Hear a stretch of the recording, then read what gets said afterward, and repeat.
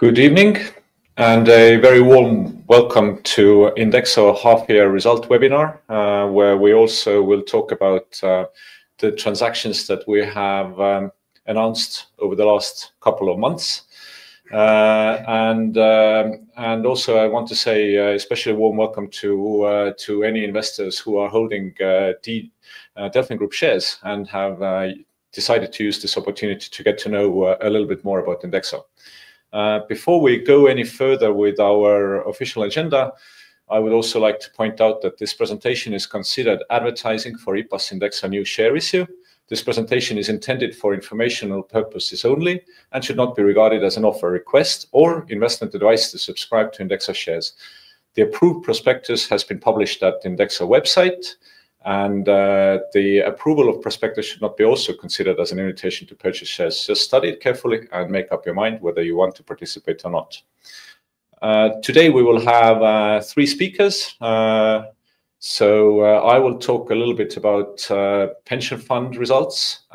Then we have Valdis Siksnis, who is the CEO of INDEXO Bank, talking about the bank product development. Ivita will cover some financial questions, and then I will return together with Valdis to go over some of the transactions that we are planning to do and also capital raise discussion. So without any further ado, let's move on to the first half-year results for INDEXO. Before we get there, please do submit your questions. The QR code is on your screen. You are able to get, hopefully we'll be able to answer as many questions, or answer any questions as we can. So we'll walk through the financial part quite swiftly, because there is going to be a lot of information also in the publication about our results in detail. So what have we achieved in the first 6 months of 2025? And we'll start with the pension business.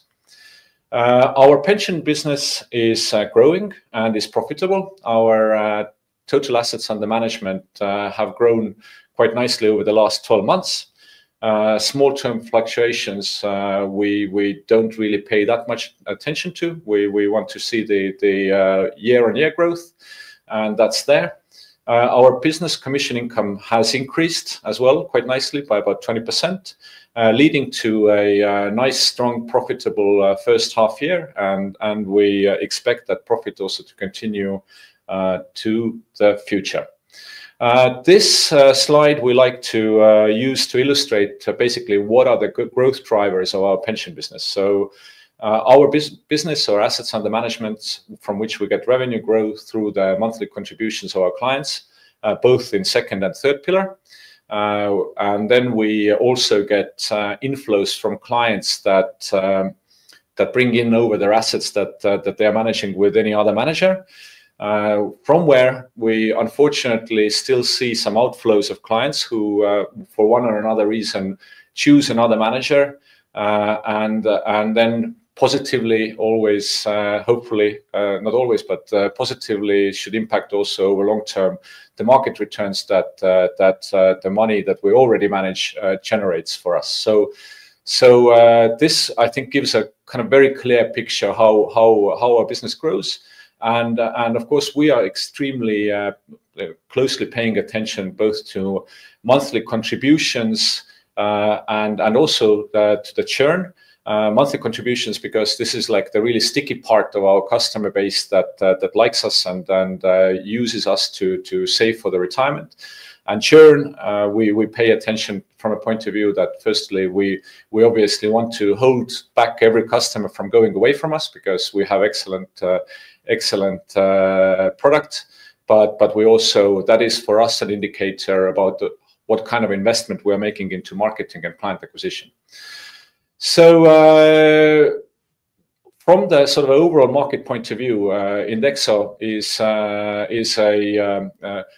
has the best clients in second pillar. Our clients have the largest assets under management compared to competition, and this is predominantly driven by the fact that we have been much better performing pension fund manager, or our fund has been a better performing option for saving than most of our competition.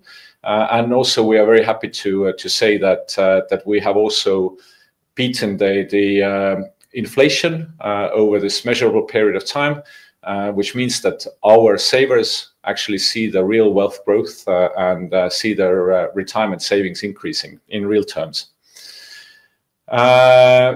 When we talk about INDEXO business, then we have the pension business is as I said, profitable.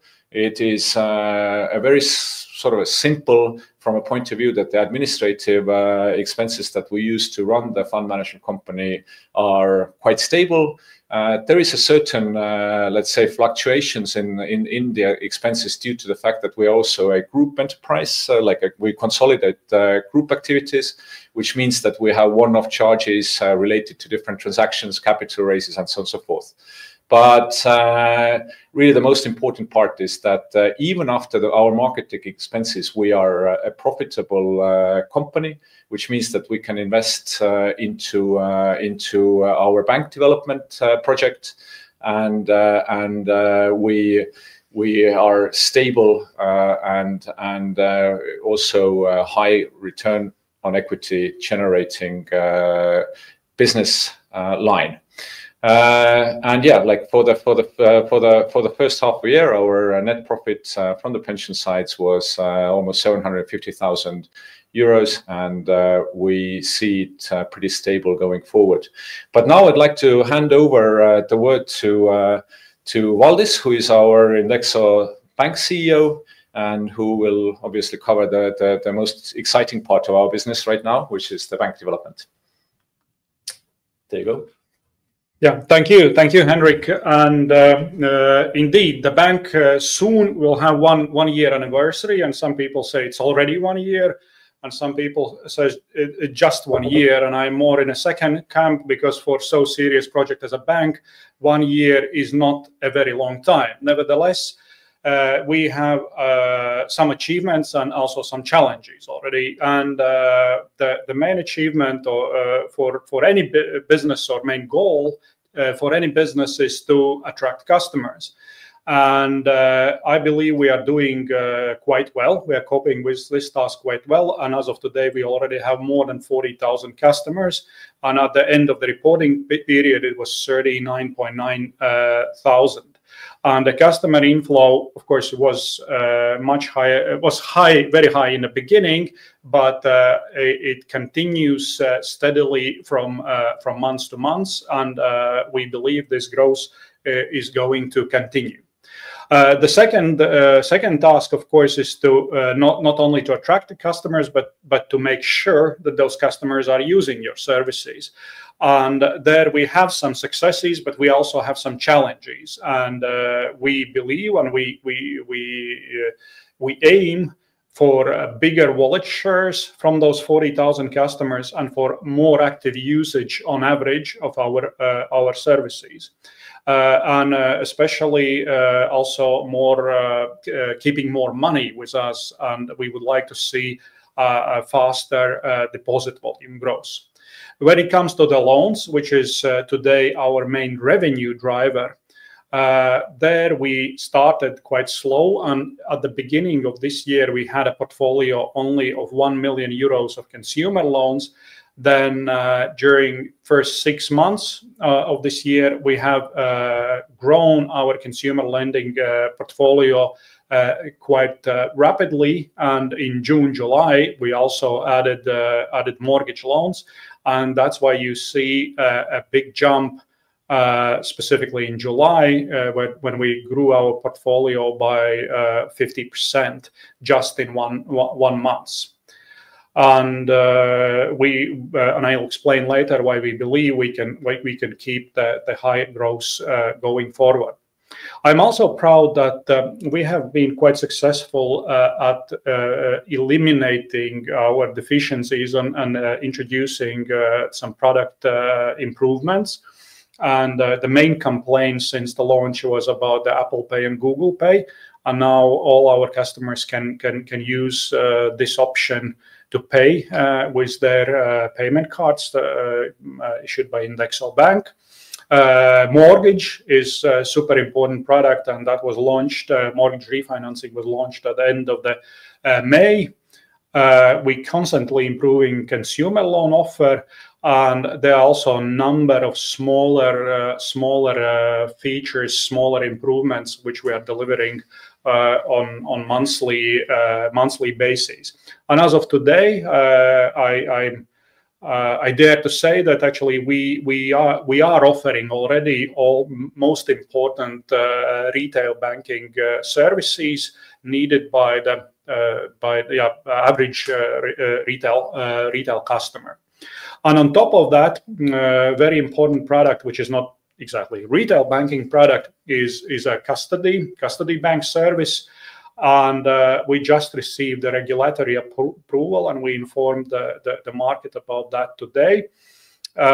So that opens the doors for us to provide the custody bank service first to our pension management company with their 1.4 billion and growing assets under management. And we're not, of course, limited only to that. So we'll be able, when this service will be introduced, we'll be able to offer it also to other asset managers who need such service.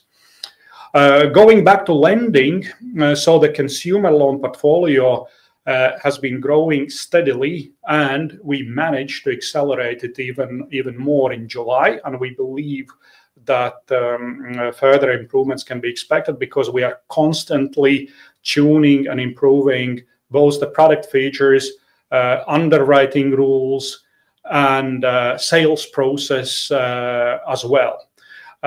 So July was our record months, but we hope and we believe that this record will not hold very long, and hopefully each next month will be a new record. Of course, when you talk about the retail banking, you can't avoid speaking about the mortgage loans. And we launched refinancing of mortgage loans at the end of the May. Refinancing nowadays in Latvia is not a complicated process. It's a standardized process, but it's not a very fast process. It just takes certain steps, and then there are waiting periods in between. And that's why from the initial offer to disbursement of the mortgage loan, it normally takes several weeks. In some cases, it might take more than a month. And that's why even if you launched in May, we started to see a bigger volume of mortgage loan disbursements only in July, and it is going to continue going forward. I'm also proud that our mortgage loan product, refinancing product, is fully digitalized, fully automated, and customers just in few minutes can get already very well checked refinancing offer. And even without huge promotion, it has been quite popular. And we've made offers worth almost 90 million euros already. Of course, not all of that will result in disbursed or refinanced mortgages at INDEXO Bank. Nevertheless, most of those people will improve or will lower their interest payments either by refinancing to us, or in worst case for us, using our offer to, so to say, scare their existing bank. But nevertheless, we still have at the moment 45 million worth of deals, which are whole mortgage refinancing volumes, which are in different sort of stages of that process. And then once more to emphasize importance of lending, that is in a given circumstances when the ECB rates has dropped. That's our main revenue source, and that's our way to reach the profitability, to reach break-even point. And there you can see that growing lending volumes helps to achieve that goal. And if we're looking at the net interest margin, then it's going up months from months, and by the end of the year it should be close to 3% and over 4%, or 400 basis points then already next year. And now I will invite our CFO Ivita to tell more about the results. Thank you, Valdis. So as Valdis mentioned, then lending is a driver for our income growth, and especially now during Q2, thanks to the nice increase in the consumer lending portfolio, we have managed to get to the Q2 net interest income over 200,000 euros, which for us in our first year is quite a big achievement, as it has been more than 200% higher than in our first quarter.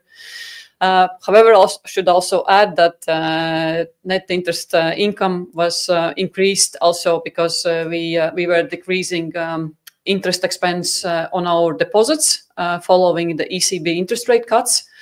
So also that helped to increase the net interest income. And we expect, as our loan portfolio will grow, then also for the future quarters, the increase will be even higher. However, as you can see from our P&L, so we have some challenges on the net commission income side. So it still has been negative in the second quarter as well. And there we have been observing lower activity from our customers as we have been planning. So there has been lower activity in the usage of the different banks' products, and also our deposit volume growth has been slowing down comparing to the first 6 months of operations. And then this resulted still that our net commission income is negative. And to largest extent, partly this is because we are not able yet to cover the fixed costs related to card processing. So going forward, our focus will remain on increasing this customer activity, as already Valdis mentioned. So we want that the customers start to use even more our bank, and then also bring over the larger share of their wealth. Regarding expenses, so in the second quarter, we have seen 12% increase in our total costs, and our total costs in second quarter have been at 2.5 million euros. As Valdis mentioned, we have been delivering quite nicely on our product developments that we have been promising. And that has required that our IT investments in the second quarter were almost on the same level as in the first quarter. And then the main driver for the increase in the cost in the second quarter has been related to some new employees that we needed to recruit, mostly to service our customers with together with the launch of the new products. And then also probably some of you have noticed our bigger marketing campaign during second quarter, where we were also informing all of you about our new product additions and about the nice terms that we offer during these initial periods. And then, of course, the increase in the loan portfolio comes together with the increase in the credit losses. In the second quarter, expected credit losses were at around 340,000 euros. And the total for 6 months has been more than 600,000. But we see that our quality of the portfolio has been very good. And the cost of risk approximately is at 5.8% as for the first 6 months. And our total net loss for the second quarter has been at 2.6 million euros. And then the total loss for the first 6 months has been at 5.05 million euros. And of course, going forward, increasing profitability will continue to be our main focus, and especially through driving the income growth. If we come to our balance sheet, then we can see that we have managed to exceed the 50 million euros at the end of the June, and we have managed to do this by 5.6 million increase in our loan portfolio, which has been mostly because of the consumer loans. Because as you saw previously, then our mortgage loan portfolio at the end of the June was still very small, since we just started the product. And then deposit growth has been 2.4 million euros. And of course, going forward with these ambitious plans on the lending side, then we will see also increases in our deposits. Since we started the bank, we have been making very large investments both in our IT infrastructure and also product development. And our intangible assets at the end of June stand at 5.4 million euros, which is around 400,000 increase since beginning of the March. And now we can say that we are quite comfortable that the infrastructure that we have built is at the moment enough to continue to increase the lending portfolio and the number of the customers. And that's why we expect that our operational costs are pretty stable, as we have also actually seen it for the past 3 quarters. So going forward, the main profitability driver will be the increasing the income side, and as already several times has been mentioned, through the lending portfolio growth.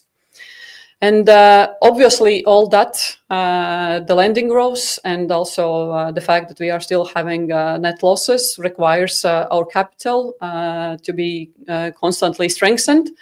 And during second quarter, our mother company, IPAS INDEXO, has invested into the bank 3 million euros.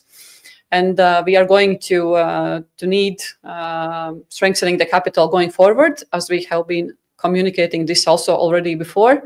And now in August, we are having the IPAS INDEXO share issue. And then we are also considering other capital strengthening instruments, for example, issuing subordinated debt on the bank side.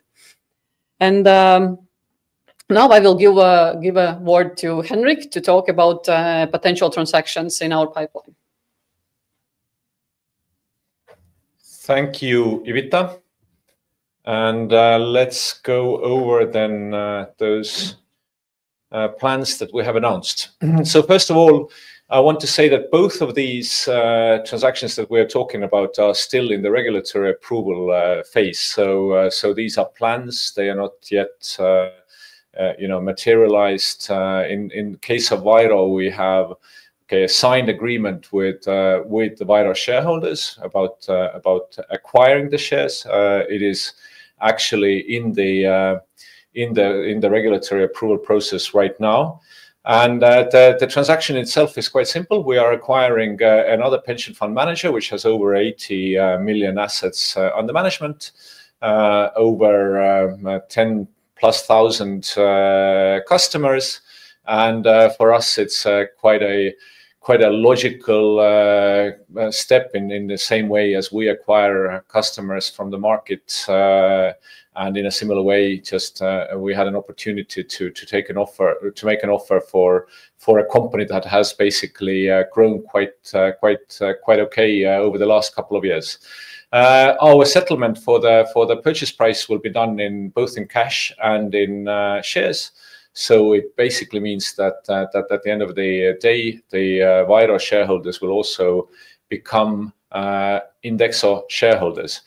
And really, as mentioned, for us, it allows us to increase our scale. It sort of provides additional income to our pension fund manager. And because of the nature of the fee regulation, also meaning that when our assets grow, our fees going forward will go slightly down. So for Vairo clients, actually, this is excellent news, because they will actually get lower fees than their present fees from the manager. And also, actually, our product, looking back historically, has performed better than actually their fund management product. So for them, it's a great news. For us, it's also a great news. Because the other thing which Valdis mentioned about our bank soon being able to provide custody services to our fund manager, then with higher fund management volumes, it means also that our bank will benefit from higher fees from custody services. Again, we are in the regulatory approval process, so hopefully this is something that we will be able to close quite soon. Second, I think a larger sort of a strategic opportunity and let's say move that we have made here at IPAS INDEXO is announcing that we intend to make a voluntary offer for Delfin Group shares, with an intent to get over 50% of shares, allowing us to, in the future, again, getting all the regulatory approvals and competition board approvals, and that the offer being picked up by Delfin Group shareholders would allow us to consolidate Delfin Group into INDEXO Group. And basically, we have announced an offer whereby we are ready to purchase Delfin Group shares, either by allowing them to convert their shares into INDEXO shares according to the share swap ratio that has been published. And the other option that the Delfin Group shareholders have today is to take a cash offer from INDEXO, whereby we would offer 1.3 euros per Delfin Group share. Again, this is our intention. The actual materials about the Delfin Group offer, prospectus, and also what will the joint group look like when we will actually, if we are integrating Delfin Group, consolidating it into our group, will come slightly later, closer to the end of August, hopefully. Why did we decide to do that? So we sort of feel that first of all, Delfin Group, as a standalone entity, is a great company. They are financially well managed, having a good return on equity. They are profitable, growing, and at the current sort of evaluation, I think it's a great investment for INDEXO. Secondly, there is a commitment that Delfin Group has given to the shareholders, which is that they pay out 50% of the profits on a quarterly basis to their shareholders. So that us, as a financial group that still uses or needs capital to grow our banking business, is obviously a very welcome additional capital stream. So and according to our really sort of basic calculations based on publicly available information about Delfin Group profit forecasts, we assume that will actually allow us to lend 100 to 200 million euros more, which obviously then would help quite significantly our profitability. And the 100 to 200 is sort of seems like a wide range, but it really depends on the products that we will lend. Then obviously the consolidated picture, if we get the control over in Delfin Group, means that we will be as a group profitable much faster.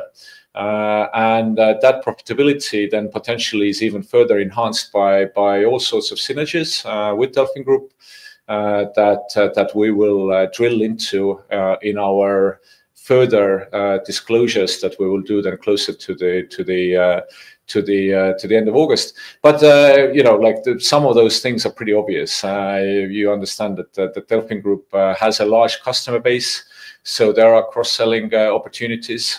Their customer base is, I think, somewhere around 330,000 clients or database that they have been in interactions. So there are also other types of business opportunities, and definitely as somebody who is growing lending business and them being in the lending business for 18 years, there is also much to learn and things that we can take over from them from a point of view of operational efficiencies. I think also very importantly for the shareholders of INDEXO, the combined group would actually be sort of with a bigger market capitalization, higher number of shareholders, and hopefully that would also lead to better liquidity, bigger depth in the market, and that would allow us to provide better exit opportunities for those who want to sell and better buying opportunities for those who want to buy. I think really what is also important to understand from this dividend flow point of view, and then important for the market, is that with that dividend flow, we are actually decreasing also the reliance on the market for getting fresh capital in, and hopefully that will also then reflect in the number of shares that we need to issue to the market, competing for basically investor money, and hopefully that will have like a longer term positive effect on our share price. For the Delfin Group shareholders, they don't have to decide absolutely anything today. The offer will become public in real terms only after the regulatory approvals. But what we are putting on a table here is basically three options. First is to exchange Delfin Group shares to INDEXO shares and then participate in the growth story then already of the consolidated company. Second one is to remain Delfin Group shareholder. Basically, we are intending to run this business if we can get control on an arm's length basis. The dividends flow will continue. I mean, we as a group are interested in receiving those dividends, and hopefully some of those synergies I was talking about will then also enhance the business of the Delfin Group and thus increasing to the value to the shareholders. And the third option is then apply for cash, which we have priced at 1.3 euros per share. And that offer most probably we will limit to a certain extent. And to give you like an indicative timeline for this Delfin Group acquisition, firstly, we need to call for a shareholder meeting. So if we intend to put in that call in the early days of next week, that means that we should have the shareholder meeting by somewhere 2nd of September. That would then clear from INDEXO side the path to make that offer. In parallel, we would be submitting documents and having negotiations and discussions with Bank of Latvia and Competition Council. And then somewhere, hopefully at the beginning of September, we would be able to start the buyout offer. Which would be limited time, so that by the beginning of October, we would be able to end the buyout offer, settle somewhere by mid-October. But again, this is a plan. Obviously, us being in a regulatory business, we know that not everything is under our control, but we are very keen to make it happen as fast as possible. And then further, I would give a word back to Valdis, who will say a little bit about the current capital raise that we are doing, which is a sort of interim plan for us. And in a sense, this really now focuses on bank only, without any of the Delfin and Viro plans that we have discussed before. Valdis? Thank you, Henrik. Indeed, and we have communicated also before the need for more capital, also before we close those two significant transactions. And the bank naturally needs capital to comply with all the regulatory requirements, and the more we lend, the higher capital requirements we have. So that is one reason why we will need more capital. Of course, we need more money also funds to invest in new product development. And until we reach the break-even point, we also need to finance our losses. And reaching break-even point, that's why it's super important to reach it as soon as possible. Not to waste capital on covering our losses. Talking about once more about the Delfin Group transaction acquisition, and I think Henrik very well explained you all the benefits. Just I want to highlight it once more. It will allow us to lend more. It is a fast track to profitability.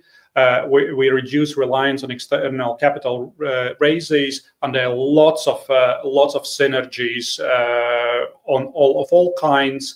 and also selling or offering our pension management and bank products to hundreds of thousands, 300,000 Delfin Group customers.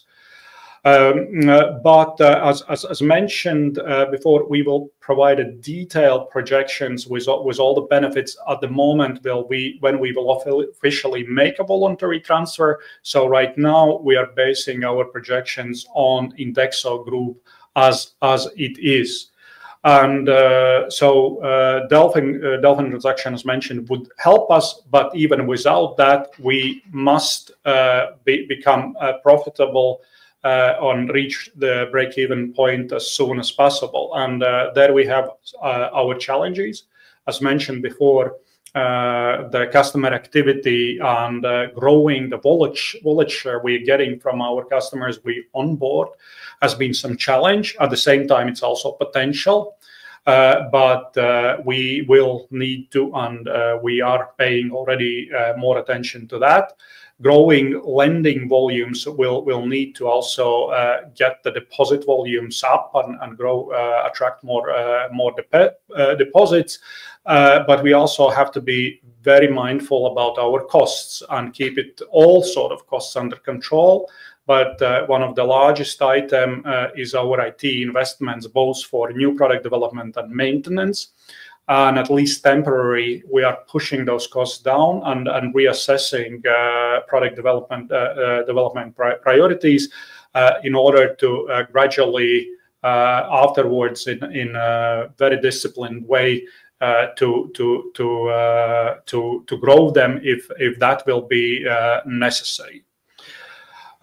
So I mentioned several times break-even point, and break-even point before we indicated that we are likely to reach it by the end of this year. And fortunately, we have to adjust this projection and say that we are going to reach it in the beginning of the next year. Nevertheless, our long-term goal for INDEXO Group, as it is now, without the benefits of DG transaction, remains unchanged. And with DG transaction, they are likely to be significantly better or significantly more attractive. And the way to reach the break-even point is to grow revenues and grow net interest income, and that is through lending. And to reach that, we have estimated that we need a portfolio of 80 to 85 million euros. And luckily, the trends of the last couple of months show that we are on track to achieve it within indicated time frame. About the public offering, so it starts tomorrow and it ends at after lunchtime next Friday, 15th of August. So we are offering 345,000 shares at the price 10-15 euros per share. And everybody can participate, and the minimum investment is just 10-15 because you can subscribe for already for one share. Why share price is 10-15? That is management's understanding that we can successfully raise capital at that price. And that price was used also to structure, calculate the Delfin Group transaction. And even more important argument is that we have a buyer for the whole emission at that price, and that is Alpes Capital. Of course, it does not give allocation privileges to Alpes, but if there is no other buyers, then Alpes is prepared to buy everything. And I'm sure we'll have more buyers, and it makes very much sense for new and at least existing shareholders to subscribe and to get the to obtain the privilege of pro rata allocation. Of course, there are several advantages of being our shareholder. So you can provide you join us in our journey towards building this successful, strong financial services group, and you become the voting member, and you can have an impact on our direction. Of course, depends how many shares you buy, but there are many benefits to join, and also for shareholders which will hold 200 or more shares. Will have an extra benefit if they are interested to refinance or later take new mortgage loan from INDEXO Bank. So once again, I can encourage everybody not to miss the opportunity and to participate in our subscription, as it will be. We know already as of today it will be oversubscribed. So don't miss opportunity to get your share out of it, and doing that is quite simple for those who haven't invested in shares before. We have provided instructions how to open securities account, and how later also tomorrow will be detailed descriptions how to subscribe to our share issue. The one comment though. One mistake which some investors did previous time is that during the subscription period there are two types. There will be a temporary ISIN for a new share issue. So don't mix it up. Otherwise, you make an offer in a secondary market, which of course will work parallel to the new subscription. So be careful when you're subscribing that you are putting in the right type of offer. And that is all what we wanted to tell you today, what we have prepared. So once again, QR code to submit your questions, and I give floor back to Henrik for Q&A session. Yeah, thank you very much, Valdis, for talking through about the bank capital plans. And we have a few questions online. Arturs, our dear colleague, will post them and ask them. So shoot away. All right. I'll start with the most popular ones, and then let's go down in popularity from that. And the first one I know, but an anonymous user wants to ask is, Latvians are quite conservative with B3, Pillar 3, or similar products, regular savings. Are you planning anything to improve and shake this up? Yeah, absolutely. I think there is first of all, I think it's a little bit of misconception that Latvians are not interested in investing or saving. If we look at even the voluntary pension plan volumes compared to Estonia or Lithuania, it's actually the overall picture is not that bad. I think like sort of what we see and what we tackled in when we entered the market in the second pillar is that maybe people are slightly too conservatively allocated, and maybe in the products that cost more than they should. So in that sense, we have already brought in good prices, an excellent product that can show, as we have shown in our pension management slides, that grows above the CPI and really kind of grows our savers value. We have brought that to the market. An extra benefit that we actually offer, which nobody else does in the Baltics, is that we have individual life cycle possibilities. So a person can actually rely on the age-based life cycle allocation without having to think about it. As they reach closer to the retirement age, we automatically reduce their risks, and they can set the parameters themselves as well.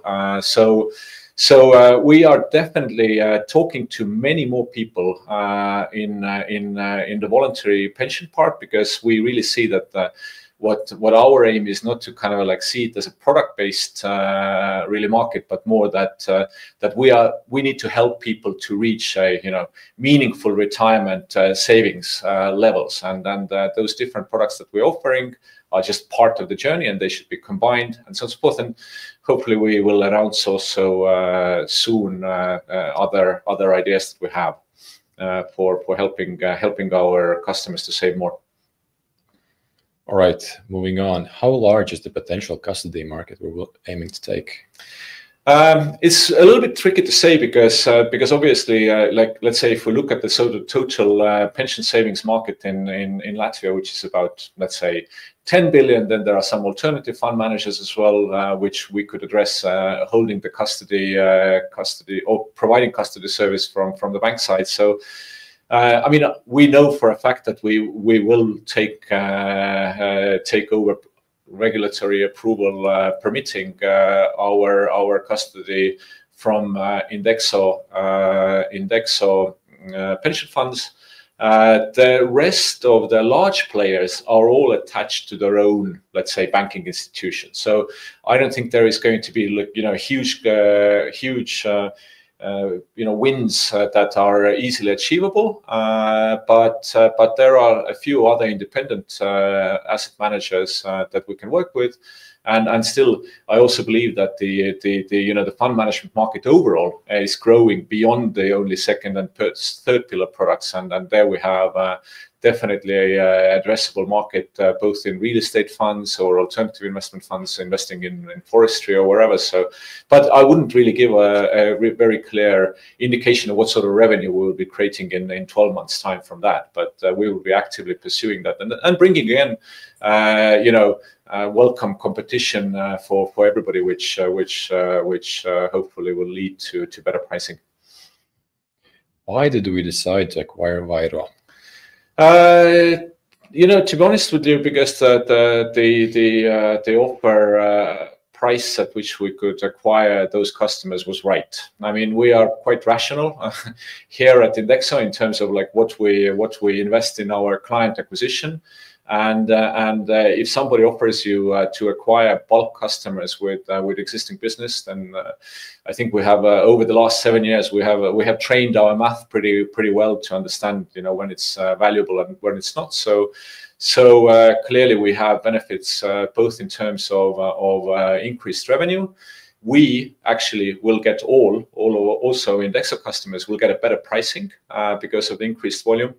And actually, it will also drive our revenues on the bank side by increasing the custody service need that we have. All right, thanks. So, if other pension managers have lower fees, why should someone stay with us? I think like with any sort of product, actually. Fees is not the only. It's a very important part of like consideration when a person makes a choice, but it's not the only parameter like which people should look at.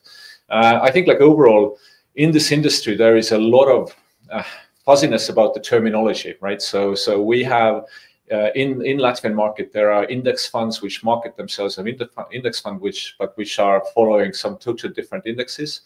And so the performance is worse. We have asset managers that do active management, which is maybe not really that helpful. I think like for those customers who have been sticking by with INDEXO from the time when we launch, what we can show is that we have been one of the top performers historically in the market, and we really give our customers back the fair share of those market returns. And most importantly, you are bringing competition to we have brought competition back into the market. I mean, I think everybody benefits, which is great. But we are constantly driving up the standards in terms of transparency, and then also our fees and the cost which the customer is incurring have come down every year. So we are also quite good at sharing those benefits that we get from scale with our customers. What is the next big product addition to the bank's product offering?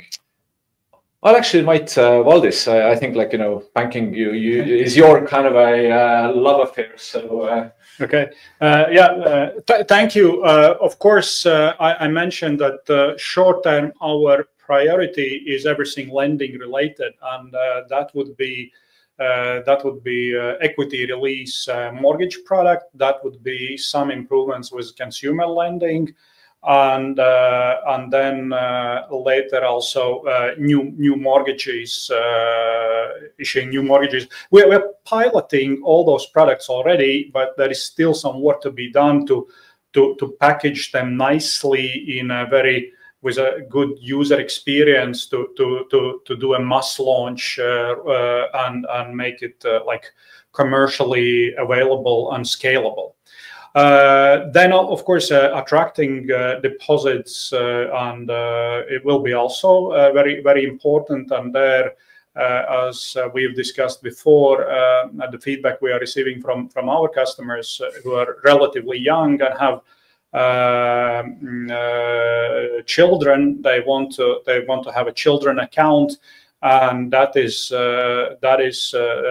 development we have started to work on. We usually receive or often receive also a question about SMEs, but that is likely to come after we will deliver and we will reach the break-even point for our retail business. Maybe there are some other bank-related questions. A few, yes. So the next one is, when will new mortgage loans be issued? We don't have a specific deadline or specific date yet. As I said, we are piloting, and some that type of loans are being tested right now. But the first edition will be equity release product and then new mortgages. What is the average interest rate that INDEXO offers for mortgage refinancing? I think we can be, of course, capital is a deficit source for us, so we are very capital cautious, and we are the most let's say competitive when it comes to the low capital consuming deals, and those would be low loan to value transactions, and those are likely loans which has been issued 3, 4, 5, 10 years back, have been paid down. So LTV is very attractive. Of course, customer credit worthiness has been tested also this way. And actually at that time, the interest rates were, or margins were notably higher than they are today in the market. So we can make a very competitive offers for those customers. But the margins differs what type of both of the risk profile of the customer and loan to value ratio, the collateral coverage. How do you feel about the bank's results? Are you proud of what you have achieved? I think we tried to give a fair assessment. Yes, we have some positive things to tell, and I think the 40,000 customers, for instance, is less than 1 year. It is quite outstanding achievement for any retail business, and that's a huge asset for us.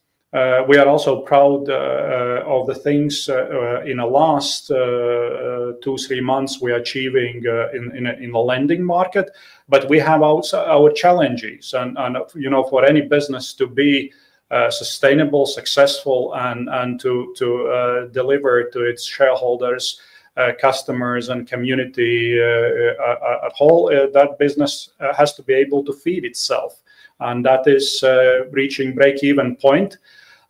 Which has, I have to admit, taken us somewhat longer than we anticipated ourselves and indicated to investors. Of course, there have been some external factors like lowering interest rates, ECB rates, which didn't help. But we have a solution, lending. We must deliver now. Currently, we have only one question remaining, and this one is, aren't you afraid that cooperation with Delfin Group could damage your reputation and reduce client willingness to work with you? I think, sincerely, I'm very enthusiastic and very excited about this transaction. I think Delfin Group transaction will be really a turbo engine or big jump for a bank development, and with the dividend flow and with the synergies, we can do so much more for our customers and deliver so much better results for our shareholders that this is actually no-brainer for me that we should go that way. And do we see any negative reactions? Of course, there are always, whatever you say, whatever you do, there are always some people having some opinions, and there are always somebody who disagree with that. But I can't say that we are observing any significant protest or reaction. I think both customers and shareholders see the positive side of this. Well, thank you. Currently, there are no other outstanding questions, so maybe let's give 10 seconds if someone has something they want to write still. But if not, then thank you for joining. And Valdi, maybe you have something you want to just end this session on. Yeah. Well, thank you for your interest, of course, and thank you everybody who is already our or Delfin Group shareholder. So we just invite you to participate once again in our new share issue, or to join us as a customer.